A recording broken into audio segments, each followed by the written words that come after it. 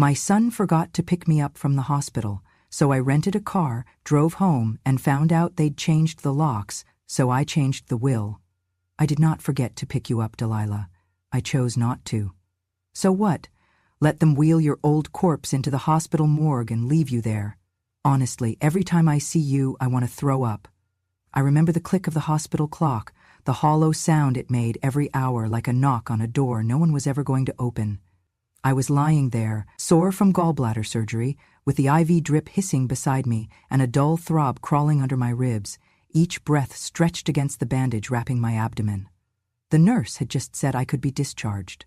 I nodded, feigned gratitude, and reached for my phone. Outside the window, the trees of late autumn in Maine stood like tired old ghosts, their branches twitching in a wind that smelled like the end of something. I had called him 5 times. Grayson Cotter, my only son, my only child. First call, straight to voicemail. Second, the same. The third connected, then dropped.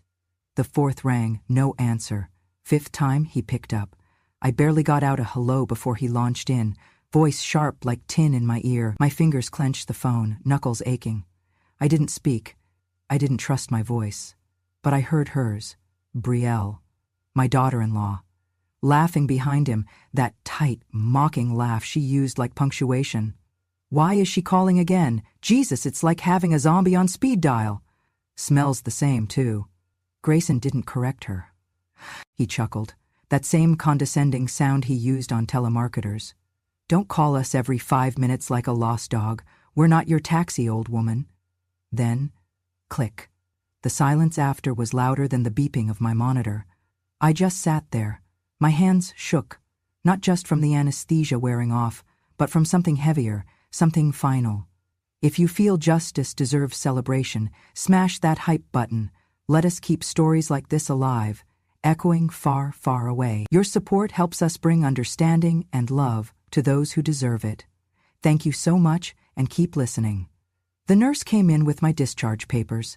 She smiled gently and asked if my family was on their way. I lied and said yes.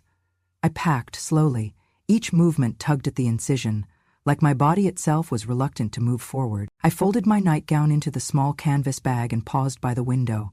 The lot below looked blurred, not from rain, but from what I refused to let fall from my eyes. Maybe he was having a hard day. Maybe Brielle had poisoned him again with her little insinuations, but somewhere, in the quiet between my ribs, I knew the truth. This wasn't new.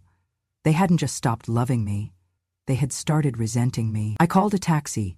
The driver, no older than 20, jittery and polite, helped me with my bag. When he asked if I was heading home to family, I simply said no. He dropped me at the rental car office 3 miles from the hospital.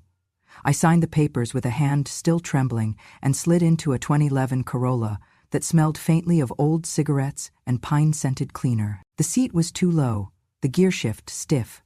I adjusted the mirror and saw myself, pale drawn, eyes rimmed in gray. I looked like someone who had been erased in pencil and forgotten to be redrawn. I drove. The roads unwound slowly through thinning trees. The sky sagged like old fruit, bruised and overripe. My side ached with every bump, every corner. I kept the radio off. I didn't want music. I didn't want noise. I wanted to remember. And I did. I remembered waking at 4 every Christmas morning to bake cinnamon rolls before Grayson padded down the stairs in his footed pajamas. I remembered selling my engagement ring, the one Thomas gave me after saving up for 7 months so Grayson could pay for his first semester of college. I remembered holding his hand when they set the bone in his shattered leg. I remembered standing like marble at Thomas's funeral because my son needed someone solid. I remembered every single thing. I pulled into our neighborhood as the light waned and shadows stretched thin across the sidewalks.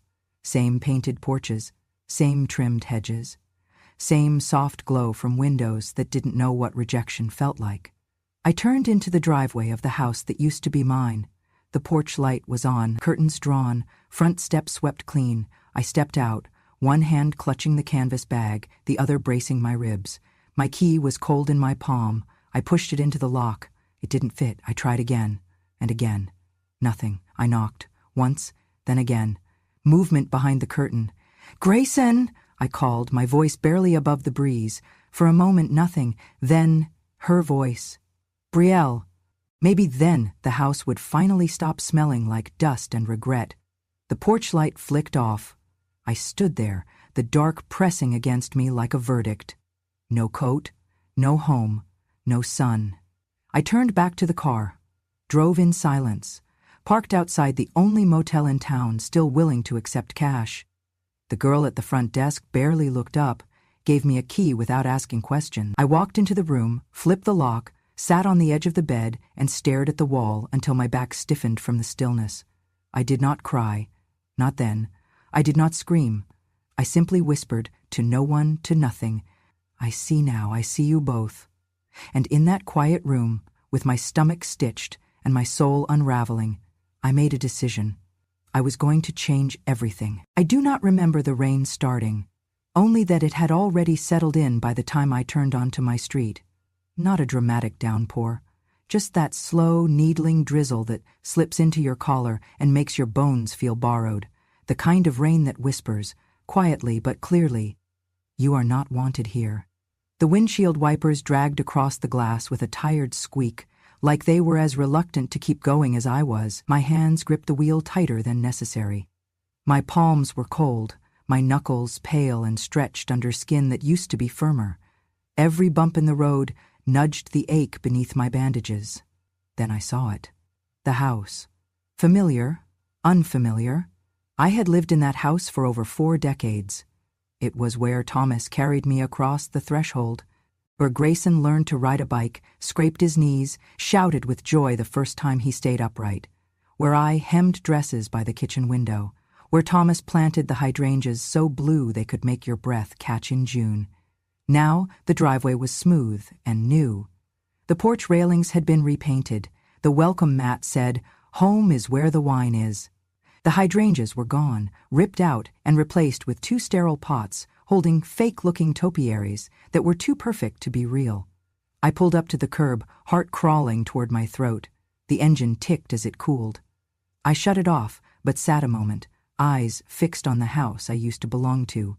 The lights were on. Living room, kitchen, dining room. Shadows moved through the windows, figures walking, talking. They were home. I reached for the door handle. My body resisted. Everything hurt more after the drive. The dull surgical pull in my side, the tight ache in my thighs. Still, I stood. I grabbed my bag from the passenger seat, wrapped my coat tighter around me, and climbed the steps slowly. One hand on the railing, one foot carefully placed, breathing shallow. I had to pause halfway to gather myself. I reached the door.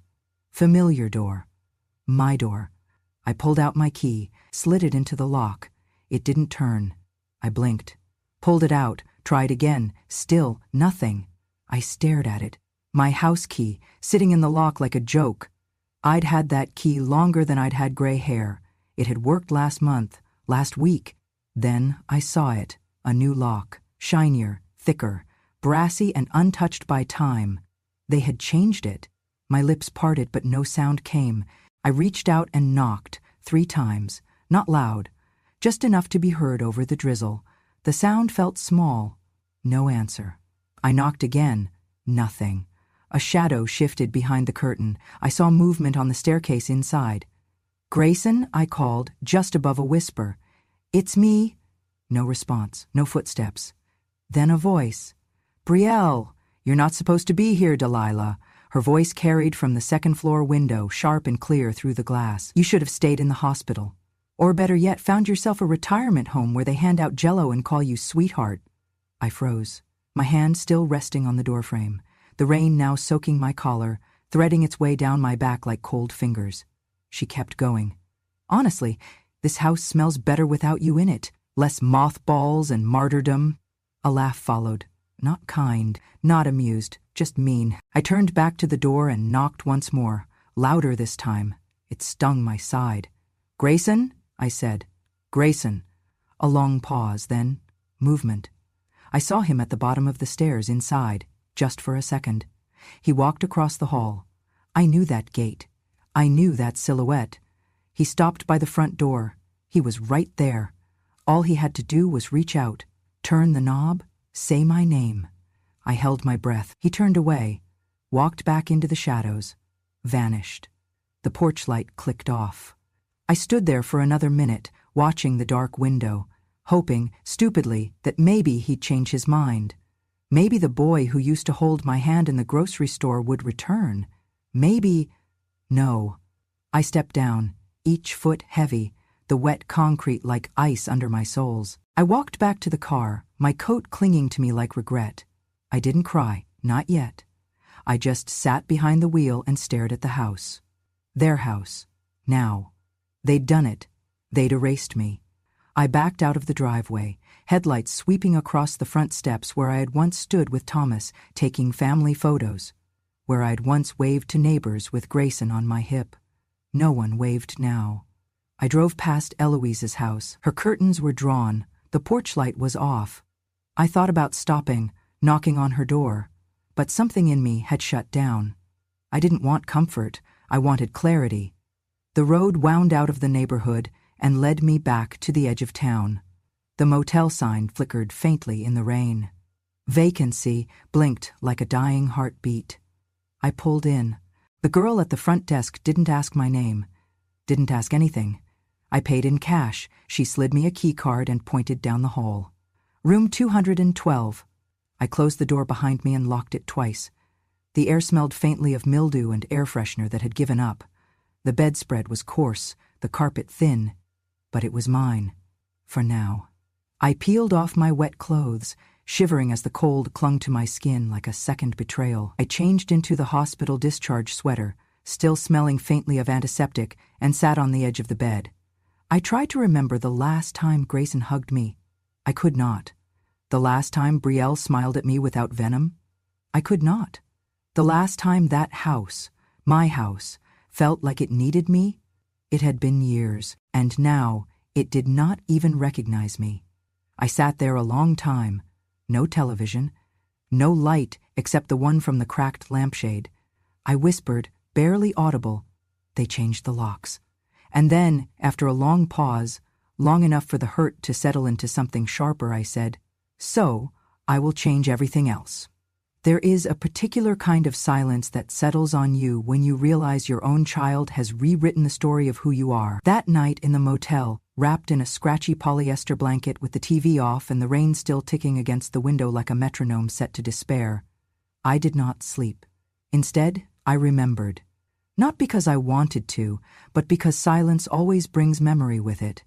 And memory, especially the kind you have buried deep enough to survive decades, does not knock before entering. I remembered who I used to be, who I still was, somewhere under all this grief and dust. Before I was a mother, I was a maker. I had hands that knew fabric like a second language. I could tell the difference between French silk and Italian chiffon with my eyes closed. I ran my own tailor shop in Boston for over 30 years. Delilah's Dressings, they called it, on Tremont Street, next to the flower shop and the bookstore that smelled like pipe smoke and secrets. I stitched wedding gowns for 3 generations of one family. I hemmed opera capes, theater costumes, christening robes, prom dresses. People came to me for the moments they would remember forever. And I remembered Thomas. My Thomas. A high school literature teacher who smelled like peppermint and wood smoke, who read sonnets to me in the bathtub, who proposed with a thimble instead of a ring because he knew I'd wear that more often. We built a quiet life. We built Grayson. Thomas had a voice that carried calm even when the world tilted sideways. When he got sick, he still read to me, still made me laugh. And just before he died, he held my hand in that hospital bed and said, "Delilah, keep the land in your name. If something ever happens, protect yourself. People change." I did not argue with him. I never had when he spoke like that, and after he was gone I honored his wishes. We had bought that property in Maine together, a fixer-upper of a house with land that stretched out like open arms. After Thomas died, I sold the shop in Boston and moved back to Maine. Grayson was already there with Brielle, and I thought maybe we could begin again. I brought the deed with me. I kept it in a small lockbox at the bottom of my hope chest, not because I was planning anything, not because I distrusted them, but because my husband asked me to. Grayson did not take it well.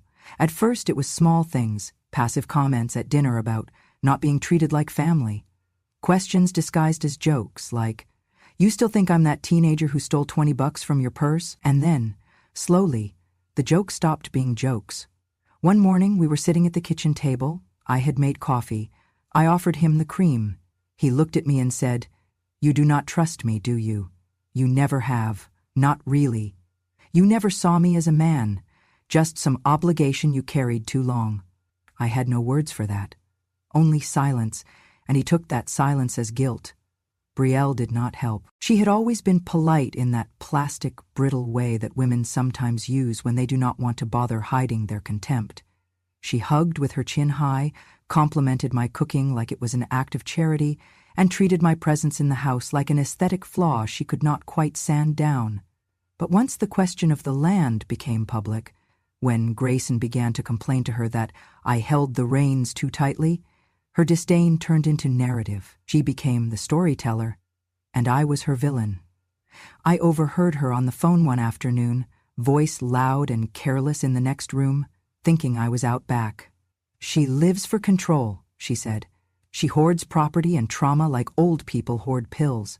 She's the mildew under our wallpaper. We try to live a modern life, and she's in the background with her dusty little apron and those judgmental eyes, like a bad smell we can't clean out."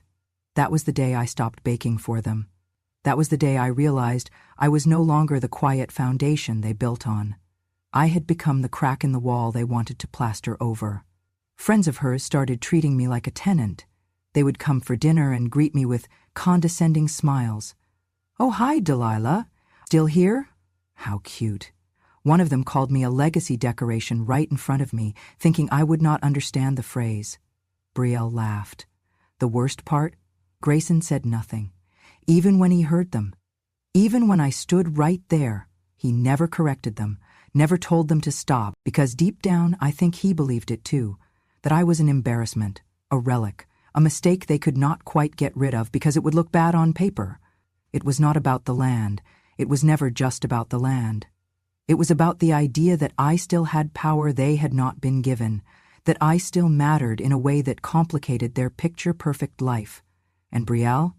She was always more interested in pictures than people. Our house became her showroom. Every piece of furniture had a hashtag. She posted videos of redecorating the old woman's room without ever saying my name. She changed the wallpaper in the hallway and called it detoxifying the energy. She had the audacity to hang a photo of her own mother in the living room, large, framed, and glowing, after tucking away the only picture I had of Tomas and me. When I asked where it went, she said, "Oh, it clashed." And just like that, my memories were removed from the walls of my own home. Over time, they stopped inviting me to their dinners. They hosted parties without mentioning them. They laughed in rooms I was not welcome in. I became the sound of slippers down the hallway, a door that opened and shut too softly to count. I was disappearing in increments. And every time I tried to speak, to push back, I was called difficult, dramatic, too emotional. Brielle told her friends I was rebranding victimhood as senior citizenship, that I was performing elderliness for sympathy points, that my vibe was outdated and depressing. I had become, in their story, the mother no one wanted to remember, and that is how they made it easier to forget they loved me once, by convincing themselves I was never lovable to begin with. But I remembered everything. I remembered who I was, and I knew now, sitting in that motel room alone, with the heater rattling beside me, that if they had rewritten my story, it was time I wrote an ending of my own, one that did not ask for permission, one that did not wait for kindness. Because if they wanted me erased, they would have to learn what it meant to be written out themselves. The camera was the size of a coat button, tucked discreetly into the corner of the bookshelf in the hallway outside my room. I bought it online, paid in cash at the pharmacy, and followed the instructions with trembling hands. I did not tell anyone I installed it. I did not need their permission.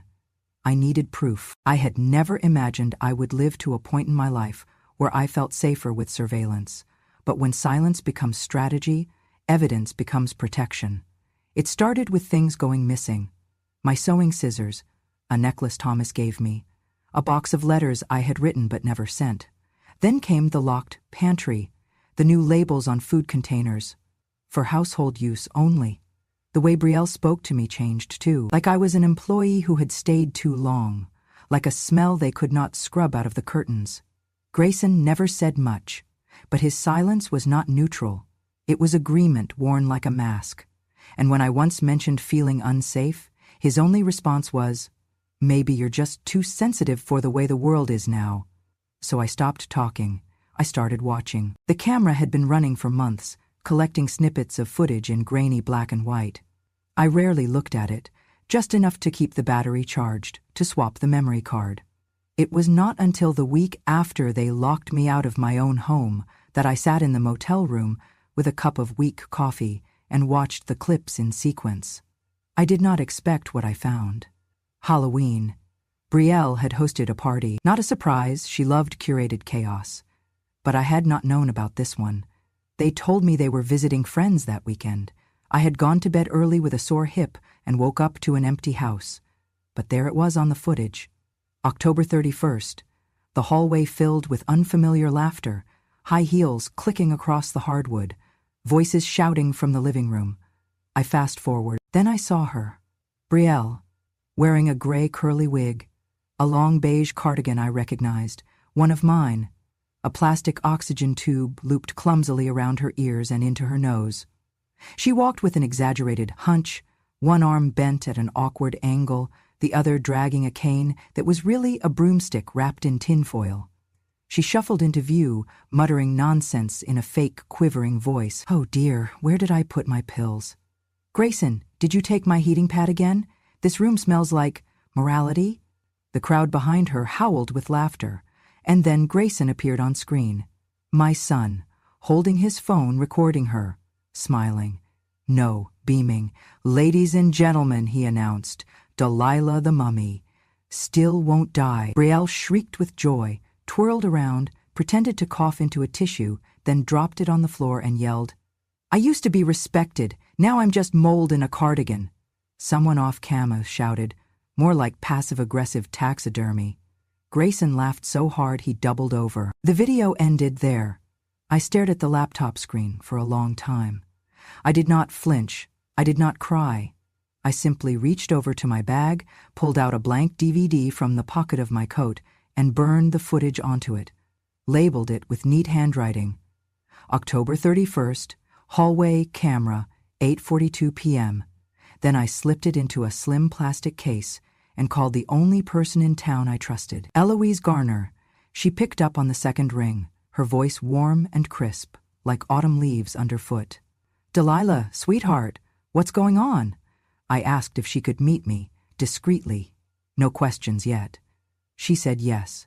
We met at the church garden the next morning. It was empty except for 2 crows perched on the bench where we sat. I handed her the disc and said, "If anything happens to me, this is why."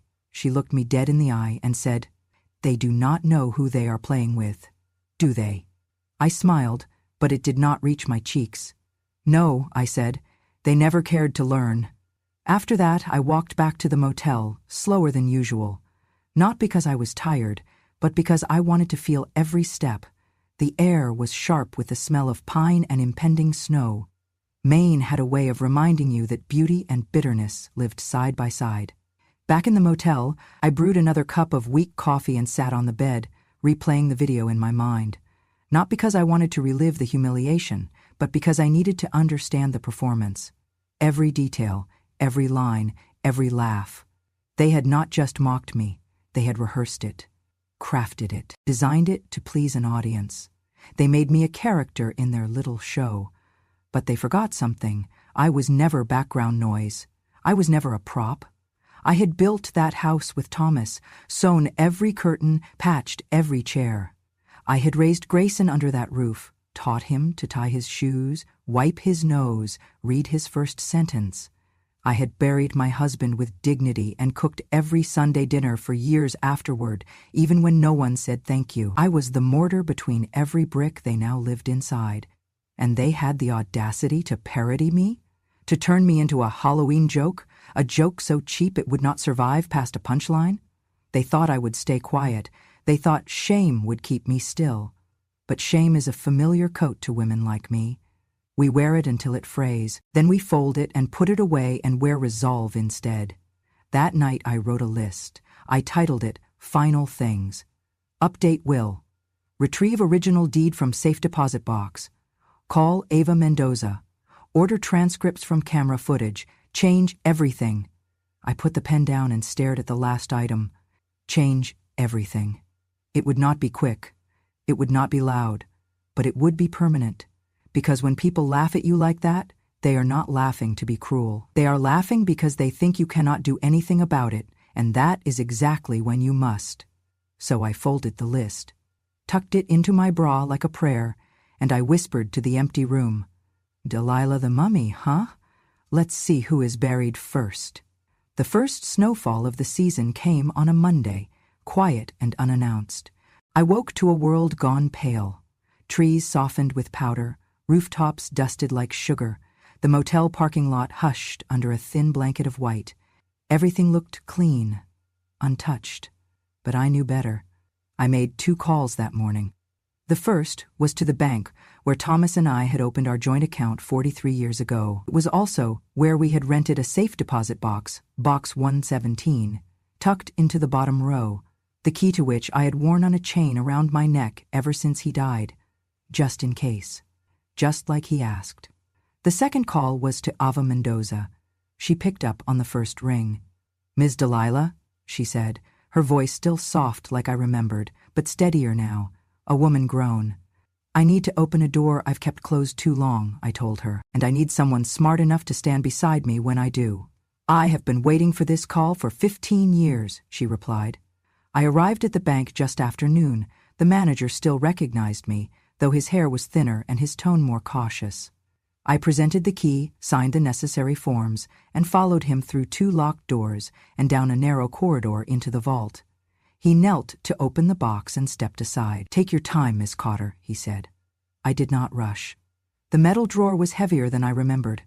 Inside, a stack of yellowed documents, a velvet pouch containing my grandmother's earrings, a sealed envelope with my name written in Thomas's handwriting, and 1 folded sheet, thicker paper, aged but intact. I opened the letter first. It was dated April 12, 2009, 3 months before Thomas died. "Delilah, my love," it began. "If you are reading this, it means the world has gone a bit colder, and it means I am no longer beside you to keep it warm. I know you. I know you'll carry on quietly, maybe too quietly, so I am leaving you something louder." The document beneath it was a notarized amendment to our original estate plan, something Thomas had drawn up with an old friend at the courthouse in Bangor. It granted me full discretion to override the family inheritance if I at any time experienced neglect, abuse, or abandonment at the hands of our heirs. It named no specific individuals. It simply said, "In the event that Delilah Jane Cotter is treated without dignity, she shall be entitled to reallocate all assets as she sees fit." The assets included the house Grayson now lived in, the adjoining rental property we once leased to a local teacher, 7 acres of land up near Belfast, where Thomas had dreamed of building a community garden, and a retirement portfolio valued at just over $1,250,000, 0 cents. I folded the papers carefully, placed them in my purse, and left the vault, feeling 10 pounds lighter and 10 years older. That evening, I met Ava in her office above the bakery on Main Street. It was a modest space, old oak desk, law books stacked neatly on every shelf, a window that overlooked the town square now coated in snow. She looked up as I entered and smiled. "Still wear your hair the same way," she said, "and still walk like you own the place." "I used to," I replied. She poured tea without asking and gestured for me to sit. I handed her the documents and waited while she read. Her eyes did not widen, her jaw did not drop, but her grip on the paper tightened. "This," she said slowly, "is enforceable." I nodded. "And the footage?" she asked. "I have copies, physical and digital, dated, time-stamped. And witnesses?" "1. Eloise Garner, and a nurse at the hospital who overheard the discharge call." She leaned back in her chair, hands folded under her chin. "I will take the case. I cannot pay you." "You already did," she said, 15 years ago, when you made my graduation dress for free." When my mama could not afford one and you told her dignity should never come with a price tag. I stared at her for a long moment. You remember that. I wore it like armor. I still have it in my closet. The silence between us was no longer empty. It was full of history, of purpose. Ava laid out the plan methodically. We would file for a protective order based on elder abuse and emotional distress.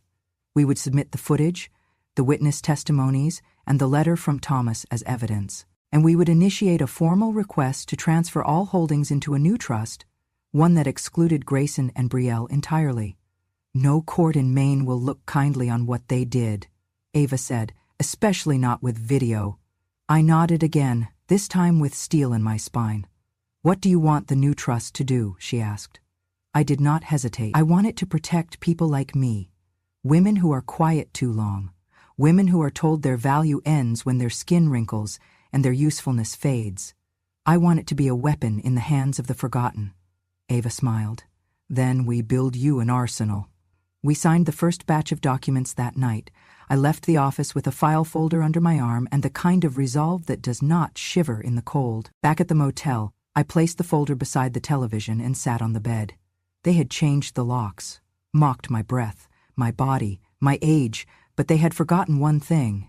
Thomas had never stopped protecting me. Even from the grave, he had left me one final shield. And now, with Ava at my side, I would use it, not for revenge, but for reclamation. Because sometimes justice is not loud. Sometimes it is sealed in an envelope, and all it needs is a woman brave enough to open it. The courthouse in Bangor was old enough to remember better days. Its wood-paneled walls held echoes of justice handed down through generations, and on the morning of my hearing, it smelled faintly of lemon oil and tension. I wore navy blue, not black. This was not a funeral. I had already buried the version of me that begged to be let in. This was something else entirely. A quiet resurrection. Ava walked beside me, her heels clicking with purpose. She had brought everything, our evidence, our witnesses, and something Grayson and Brielle never expected. The truth. Neatly organized in files, backed by law. The courtroom was fuller than I anticipated. Maybe it was the novelty of a woman my age standing alone against her own blood. Maybe it was Brielle's curated network of supporters wanting a show. I gave them one, but not the kind they came for. Grayson sat at the defendant's table, arms folded, jaw tight. He looked older than I remembered. Not aged, just emptied. Brielle sat beside him in a beige pantsuit too bright for the room, her hair styled perfectly, her face brittle. I could smell her perfume from my seat. Synthetic roses overwrought. The judge entered. Everyone rose. I kept my hands steady on the edge of the table. It began with Ava presenting the claim. Elder abuse, emotional harassment, property exploitation. She stated the facts without embellishment, clean, clear, cutting. Then came the evidence. First the clip. The courtroom darkened as the screen lit up. There, in black and white, Brielle pranced across the hallway in costume. My cardigan, fake oxygen tank, cane made from a broomstick, her voice high-pitched and cracking. "Oh, dear, where did I put my pills?" Laughter from the party echoed through the speakers. Then Grayson's voice, clear as crystal. "Delilah the mummy still won't die." A few gasps scattered through the courtroom. One woman shook her head and muttered, "Shameful." When the lights came back on, Brielle was pale. Grayson refused to look up. Then Ava presented my journals, dozens of entries written in my hand, cataloging months of neglect, cold meals, locked cabinets, parties I was excluded from in my own home. Finally, Eloise took the stand. She did not cry, did not falter. "She came to my house soaking wet," she told the court. "They had changed the locks, refused to let her in. That is not a misunderstanding. That is cruelty." The defense tried to argue it was all a miscommunication, that the clip was a joke among friends, that I was struggling with memory and reinterpreting things emotionally. The judge interrupted. "You're arguing her memory is faulty while the video shows your clients mocking her existence." The defense went quiet after that. And then it was my turn. I stood, did not need notes. I spoke softly. I told the judge about the years I spent building that home, the sacrifices I made, the dignity I gave without asking for much in return.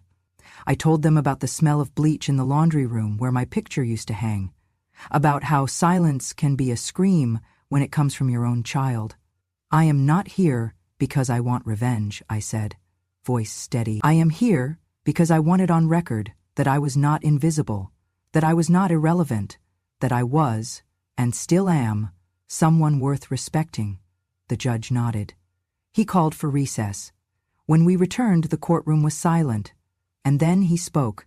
In the matter of Delilah Jane Cotter versus Grayson and Brielle Cotter, he began, this court finds in favor of the plaintiff. Grayson flinched. Brielle blinked rapidly. The judge continued. Effective immediately, the defendants are ordered to vacate the primary residence and adjoining property within 21 days. The plaintiff retains full ownership and authority over said assets. Additionally, the court awards $300,000, 0 cents in damages to Ms. Cotter for emotional and reputational harm. A no-contact order is issued, prohibiting the defendants from coming within 50 meters of Ms. Cotter's person, residence, or place of business. The courtroom exhaled as one. Brielle fainted, collapsed right there in her chair, like a puppet with its strings cut. The bailiff rushed to her side, but I did not move. I simply watched. Grayson remained seated, head bowed, shoulders shaking, but not with tears. With something else. Maybe realization. Maybe shame. Maybe just the weight of consequences finally catching up. He did not speak. I did not need him to. I walked out of that courthouse taller than I had in years. Outside, snow had begun falling again, gentle, relentless. Ava handed me a copy of the judgment. It's over, she said. No, I replied, it's only just begun.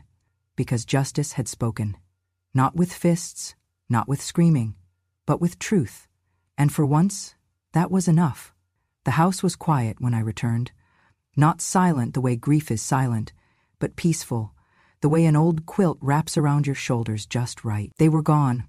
Grayson and Brielle had moved out 3 days before the court-ordered deadline. No note, no apology, just a set of designer coasters left on the kitchen counter, like a final insult. I threw them in the bin without a word. I walked through every room, barefoot, listening to the creaks and echoes. The house felt bigger somehow, less full of ghosts, more full of breath. But I knew it would never be home again, not the way it once was, not the way Thomas and I built it to be. So I made a decision. A week later, the papers were signed.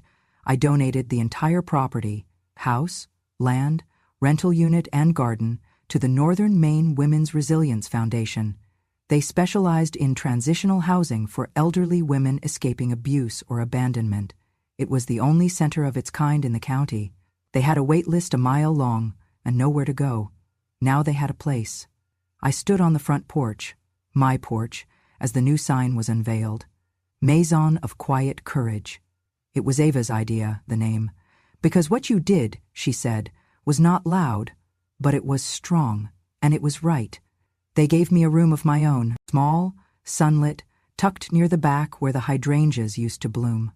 I turned it into a little workshop, a place for sewing, baking, and teaching women like me how to write wills that would not be ignored. Every Tuesday afternoon, we gathered at the long dining table. Some had bruises still fading, some had eyes that wouldn't make contact yet. But all of them carried stories no one had listened to until now. I taught them to bake ginger cookies from scratch. I taught them to mend buttons and stitch seams and patch more than just fabric. I taught them how to keep records, how to document everything, how to make their names unerasable. Some brought tears, others brought laughter. One brought a cat. And week by week, the house began to hum again, not with cruelty, but with community. Meanwhile, outside these walls, my past caught up with its karma. Brielle launched a GoFundMe within 2 weeks of the verdict. She titled it, "Starting Over After Elder Abuse Accusations Ruined My Life." She posted curated photos of herself looking sad and windswept, standing outside a thrift store with designer sunglasses tucked artfully in her collar. "I was misrepresented," she wrote. "We were all just trying to help Delilah. But the media twisted everything. We were caregivers, not criminals." She raised $482.00 in the first 3 days. Then the clip resurfaced. Someone, probably from Ava's office, leaked the Halloween video online. It spread like frost on a windshield. Twitter, Reddit, even TikTok. Suddenly, Brielle was no longer a misunderstood daughter-in-law. She was the woman who mocked her sick mother-in-law on camera, then begged for money online. The backlash was swift. Her GoFundMe was flooded with comments. Mocking the elderly isn't cute, Brielle. Delilah the mummy? More like Brielle the bully. I hope your costume keeps you warm when karma kicks in. Within 48 hours, the fundraiser was shut down, reported for fraud. Grayson did not fare much better. Word got around that he'd been evicted by his own mother and lost $1,250,000, 0 cents in assets, because he laughed at her illness. He tried to apply for a job at a local real estate firm, but one of the interviewers had seen the video. They did not call him back. The internet had a name for him now, Mama Evicta. Memes popped up. One showed a Halloween mummy holding a deed.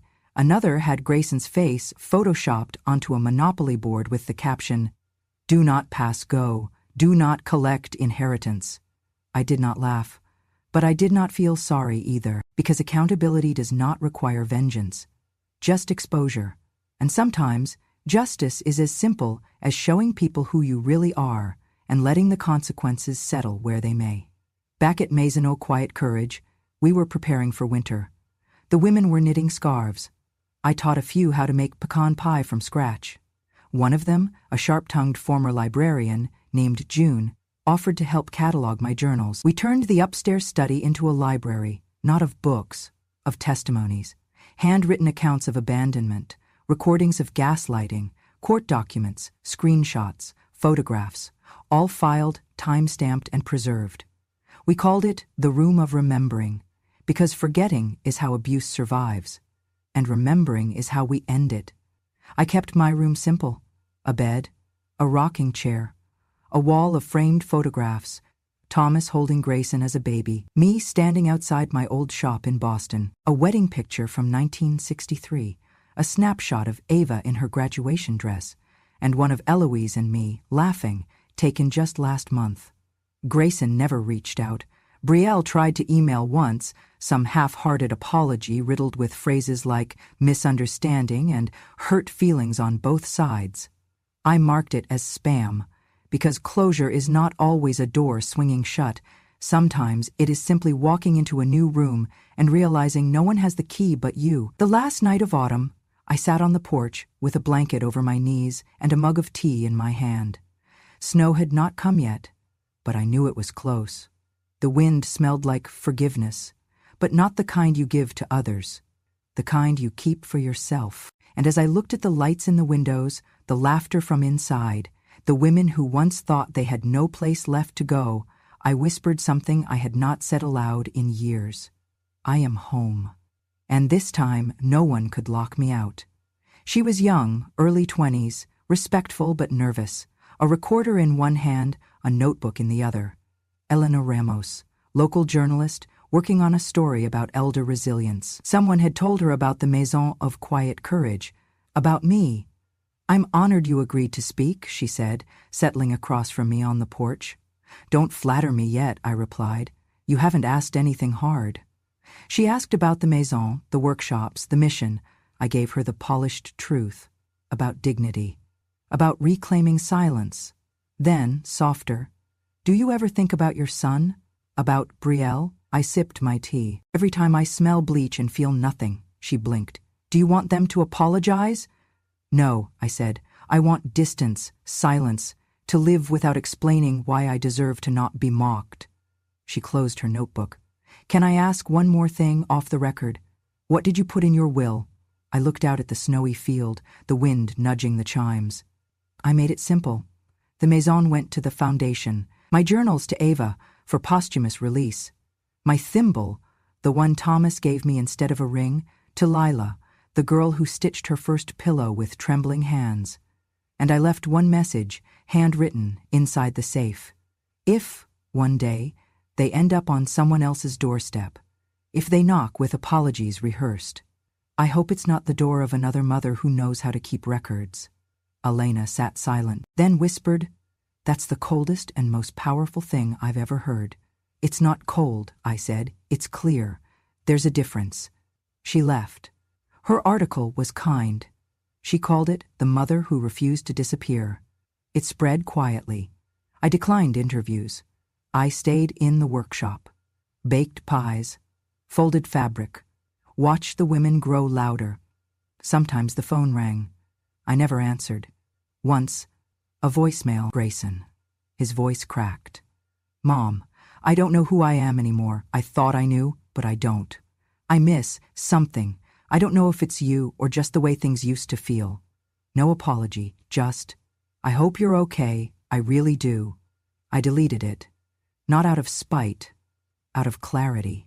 Because sometimes the kindest thing you can do for someone who's lost is not hand them a mirror, but let them walk without one and discover alone what they truly are. That winter's last snow blanketed the house like a secret.